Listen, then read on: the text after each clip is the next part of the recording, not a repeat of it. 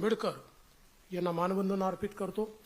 आज किसान सन्मान योजनेच्या हप्त्याच्या वितरण प्रसंगी मंचावर उपस्थित असलेले माझे सहकारी आणि या विभागाचे राज्यमंत्री माननीय आशिष जयस्वाल जी, प्रधान सचिव विकासचंद्र रस्तोगी जी, सूरज मांढरे जी, माधवी खोडे, रवींद्र ठाकरे, या ठिकाणी उपस्थित रफिक नाईकवाडे, उमेश घाडगे, श्री जगताप, श्री प्यारे खान, श्री आनंदराव राऊत, मंचावरील सर्व मान्यवर आणि उपस्थित सर्व भगिनी आणि बंधूंनो, आज अतिशय आनंदाची गोष्ट आहे की लवकरच देशाचे प्रधानमंत्री श्री नरेंद्र मोदीजी हे आपल्याला संबोधित करणार आहेत आणि किसान सन्मान योजनेचा एकूण त्या ठिकाणी आपल्या खात्यामध्ये जमा करणार आहेत। मोदीजींनी ज्यावेळेस किसान सन्मान योजना सुरू केली त्यावेळी काही लोकांनी टीका केली, पण आज शेतकऱ्याच्या अडीअडचणीच्या काळामध्ये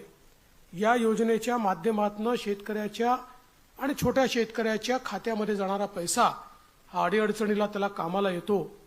आणि मला या गोष्टीचा आनंद आहे की महाराष्ट्रामध्ये आपण त्यालाच अनुसरून नमो किसान सन्मान योजना सुरू केली आणि मोदीजींच्या 6,000 रुपयाबरोबर महाराष्ट्राचं सरकार देखील 6,000 रुपये देतं आणि लवकरच आपण हे 3,000 रुपये त्यात अजून वाढ करणार आहोत, म्हणजे वर्षाला 15,000 रुपये हे आमच्या शेतकऱ्यांच्या खात्यामध्ये या योजनेच्या माध्यमातून निश्चितपणे त्या ठिकाणी जातील।